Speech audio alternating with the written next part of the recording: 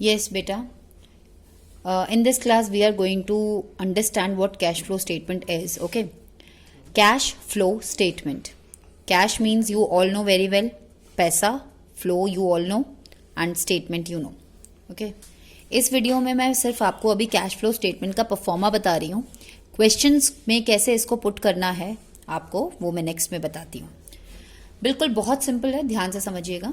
सबसे पहले ये सारे ही आइटम्स हमें क्वेश्चन में गिवन है. कोई भी आइटम ऐसा नहीं है जो हमने कहीं और से उठाया. क्वेश्चन में सब कुछ गिवन है, हमें कुछ भी अपने आप से डिराइव नहीं करना है. पहले हम क्वेश्चन करेंगे cash flow statement without adjustment. Okay, तो आप लोग ध्यान से देखिए. सबसे ऊपर मैंने जो परफॉर्मा बनाया है, मैंने इसमें दो अमाउंट के कॉलम बनाए हैं. एक मैंने मेन कॉलम बनाया है और एक मैंने एक अंदर एक इनर कॉलम बनाया है. आप लोगों को हमने क्लास डिस्कशन में बता दिया था. मैं यहाँ पर ये मान के चल रही हूँ कि आपको थोड़ा बहुत पहले से आता है. जैसे कि हमारी 3 टाइप की एक्टिविटीज़ हैं: ऑपरेटिंग, इन्वेस्टिंग, फाइनेंसिंग. ऑपरेटिंग क्या है, इन्वेस्टिंग क्या है, फाइनेंसिंग क्या है, ये हमने क्लास में डिस्कस किया था. फिर भी अगर आपको नहीं आएगा तो मैं इस परफॉर्मा के बाद आपको एक अलग से क्लास दे सकती हूँ. सबसे ऊपर आप इस परफॉर्मा को बिल्कुल अच्छे से समझ के क्रैम कर लीजिए. बहुत ईजी है. सबसे ऊपर है net profit as per statement of P&L. ये हमने यहाँ लिखा. ठीक है, इसमें मैं आपको केवल अभी परफॉर्मा बता रही हूँ. ऐड करना है PPIT. What does this stands for? P stands for proposed dividend of previous year. 2 years दिए होते हैं बैलेंस शीट में, previous year. P stands for provision for tax for current year. I stands for interim dividend and T stands for transfer to reserve. Interim dividend एक ही साल का होता है, क्वेश्चन के बाहर गिवन होता है, इसलिए नो कंफ्यूजन कि कौन सा ईयर लेना है, हमें एक ही लेना है. And T stands for transfer to reserve. ये चारों को ऐड करके नेट प्रॉफिट में मैंने इसको ऐड किया. नेट प्रॉफिट है या नेट लॉस है, व्हाटएवर. अगर नेट प्रॉफिट है तो यहाँ पॉजिटिव, नेट लॉस होता तो यहाँ ब्रैकेट में लिखती. चारों को PPIT को ऐड करके मेरे पास जो फिगर आएगी उसको मैं बोलूंगी net profit before tax and extra ordinary items. ये मेरे पास आ गया net profit before tax and extra ordinary item. Extra ordinary items क्या होते हैं? जो नॉर्मल कोर्स के नहीं होते. फॉर एग्जाम्पल, अब आपको भाई ये हुआ है कि रिटायरमेंट कॉम्पनसेशन किसी को देना पड़ गया, तो ये आपके ऑर्डिनरी कोर्स ऑफ बिजनेस तो नहीं है ना, एक्स्ट्रा ऑर्डिनरी है ना. तो ऐसे आइटम्स अगर आपको ऐसे एक्सपेंसेस दिए हुए हैं तो आप ऐड कर देंगे. ठीक है, यहीं पे PPIT के नीचे उनको ऐड कर देंगे. और अगर ऐसी कोई इनकम दी है जो नॉर्मल कोर्स की नहीं है, एक्स्ट्रा ऑर्डिनरी है, जैसे कि व्हाट, लॉटरी निकल जाती है या ऐसा कुछ हो जाता है, उसको आपने अपनी रेगुलर इनकम में मान लिया, तो भाई वो तो आपकी नॉर्मल इनकम नहीं है ना, एक्स्ट्रा ऑर्डिनरी है, तो उसको आप माइनस कर देंगे. ठीक है, आपके पास ये करने पर आ गया net profit before tax and extra ordinary item. इसके बाद आपने यहाँ पर ऐड किया है नॉन कैश एक्सपेंसेस और नॉन ऑपरेटिंग एक्सपेंसेस. इनका भी मैं आपको मतलब बताऊँ, ये सारी चीज़ें आपको क्लियर हो जाएंगी जब हम क्वेश्चंस करेंगे. फिलहाल मैं आपको इसको इजी करने के लिए सिर्फ एक परफॉर्मा पहले बता रही हूँ, आप इसको नोट डाउन करेंगे कॉपी में. ऐड करेंगे नॉन कैश और नॉन ऑपरेटिंग एक्सपेंसेस और लेस करेंगे नॉन कैश और नॉन ऑपरेटिंग इनकम्स. ऐसा एग्जाम्पल, 1-2 एग्जाम्पल्स मैं आपको देती हूँ. For example depreciation. जैसे कि डेप्रिसिएशन होता है, डेप्रिसिएशन आपका नॉन कैश होता है, आपको पता है ना. डेप्रिसिएशन होने पर हमारे पास से, कंपनी के पास से कैश नहीं जा रहा है, लेकिन कंपनी उसको अपने प्रॉफिट में से डिडक्ट करती है. आप सब जानते हैं ना, P&L अकाउंट बनाते थे आप, और P&L के डेबिट साइड में डेप्रिसिएशन लिखते थे, loss on sale of fix assets लिखते थे. ये सारी चीजें क्या थी आपके पास? Non cash and non operating expenses.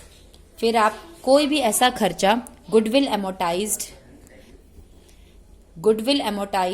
Goodwill return of जिसको हम बोलते हैं, तो ऐसे जितने भी आइटम्स थे जो नॉन कैश है, जिससे कैश पर कोई इम्पैक्ट नहीं पड़ रहा है, और जो नॉन ऑपरेटिंग भी हैं. नॉन ऑपरेटिंग का मतलब जो ऑपरेटिंग एक्टिविटी का पार्ट नहीं है, वो किसी और एक्टिविटी का पार्ट है.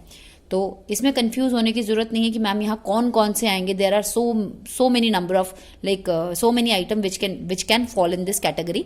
कोई इसमें कंफ्यूज होने की बात नहीं है. यहाँ पर कुछ नॉन कैश और नॉन ऑपरेटिंग आएंगे, वो हमने सब बाहर लिख देने हैं. इसी तरह एक्सपेंसेस हैं, हमने ऐड क्यों किए? क्योंकि फॉर एग्जाम्पल आपका 1 लाख रुपए ग्रॉस प्रॉफिट था, जो आप 11th में सीखते थे ना. GP आपका 1 लाख था, फिर आप उसमें से माइनस करते थे एक्सपेंसेस. आपने डेप्रिसिएशन 10,000 का माइनस करके नेट प्रॉफिट 90,000 बताया. पर क्या डेप्रिसिएशन होने की वजह से क्या आपके पास से कैश गया था? नहीं गया था मैम, तो आपने उसको खामख्वा माइनस कर दिया, अब आप उसको वापस क्या कर दीजिए, ऐड। तो ऐसे ही एक्सपेंसेस को हमने वापस ऐड बैक कर दिया, जिनकी वजह से हमारा या तो कैश पे इम्पैक्ट नहीं पड़ रहा है या फिर किसी और ऑपरेटिंग पर इम्पैक्ट ना पड़ के किसी और एक्टिविटी पे इम्पैक्ट पड़ रहा है। तो ऐसे एक्सपेंसेस मैंने सारे के सारे ऐड कर दिए और ऐसी इनकम्स मैंने क्या कर दिए, माइनस कर दिए। जितनी भी ऐसी इनकम्स होंगी उन सबको मैं क्या कर दूंगी, माइनस। ये सारे एक्सपेंसेस मैं ऐड करूंगी। अगर क्वेश्चन में मुझे कोई इनकम दी हुई है वो मैं माइनस करूंगी और फिर करने के बाद जो मेरा आंसर आएगा उसको मैं बोलूंगी operating profit before working capital changes. जैसे ही आप वर्किंग कैपिटल में पहुंच जाएंगे, आप वर्किंग कैपिटल देखते ही समझ जाइएगा working capital comprises of CA CL है ना, यही सब चलता है। Add CA decrease CL increase, less CA increase CL decrease, ये ऐड करना है और ये वाला अगर कैटेगरी है तो माइनस करना है। इसके बाद हम जहां पहुंचे वो है कैश जनरेटेड फ्रॉम ऑपरेशंस।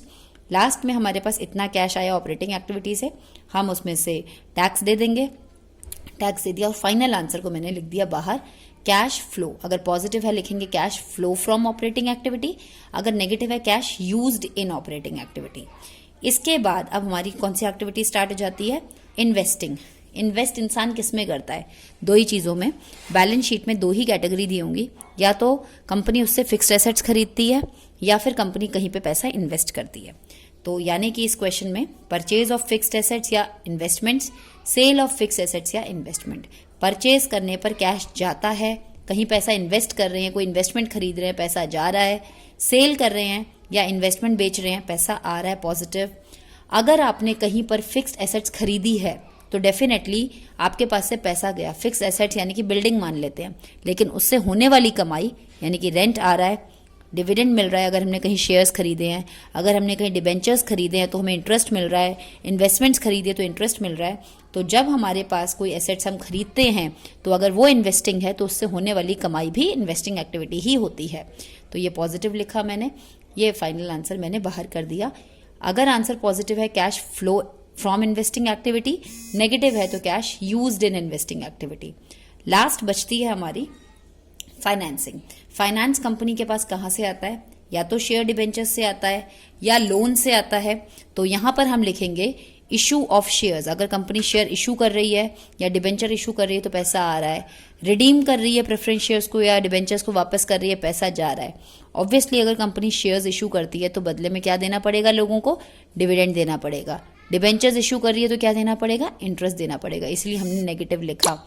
और पैसा कहां से आता है, लोन से। यहां पर एक जगह मैं नहीं लिखी है, और भी क्या आ सकता है, रेजिंग लोन। लोन अगर ले रही है बैंकों से तो पैसा आ रहा है, लोन का पेमेंट कर रही है तो पैसा जा रहा है। तो यानी कि केवल फाइनेंस में क्या आता है, शेयर्स, डिबेंचर्स, लोन्स, बस। ये हमने फाइनल आंसर अगेन बाहर लिखा। पैसा पॉजिटिव है तो cash flow from financing, negative है तो कैश यूज्ड इन फाइनेंसिंग। तो सबसे पहले आपने ये देखा। अब मैं यहाँ पर आपको थोड़े से ये हिंट दे देती हूँ। यहाँ पे ये हमारी पूरी, ये जो यहाँ से लेके नेट प्रॉफिट से लेके यहाँ तक है, ये हमारी फर्स्ट एक्टिविटी यानी कि ऑपरेटिंग एक्टिविटी, जो कि सबसे बड़ी है। फिर ये हमारी छोटू सी जो है वो कौन सी एक्टिविटी है, हमारी नंबर 2 इन्वेस्टिंग एक्टिविटी। फिर ये लास्ट वाली हमारी क्या है, फाइनेंसिंग एक्टिविटी। और ये बड़ी वाली हमारी क्या है, कौन सी एक्टिविटी है, ऑपरेटिंग एक्टिविटी। ठीक है। अब हमें ये क्या देखना है, बैलेंस शीट में। अब आपको मैं एक क्वेश्चन दिखाती हूँ। अब सबसे पहले क्वेश्चन देखने से पहले आपने तीनों एक्टिविटीज से आने वाली कमाई पैसा निकाल लिया है। इतना कैश ऑपरेटिंग से आया, इतना इन्वेस्टिंग से, इतना फाइनेंसिंग से। जब आपने तीनों को आंसर निकाल लिया, आपको ये पता लगाना है कि कुल मिला के कंपनी में कितना कैश आया या गया। तीनों आंसर्स को ऐड करिएगा।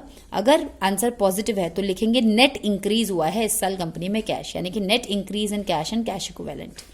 और अगर आंसर नेगेटिव है तो नेट डिक्रीज लिखेंगे। ओके। आपके पास कंपनी में इस साल इतना पैसा आया। क्वेश्चन में आपको पहले से ही दे रखा है कि आपके पास शुरुआत में कितना पैसा था। तो मान लेते हैं शुरुआत में आपके पास 5 रुपए थे, इस पूरे साल आपके पास 10 रुपए और आए, 10 आए, 5 पहले से, तो आंसर कितना होना चाहिए, 15।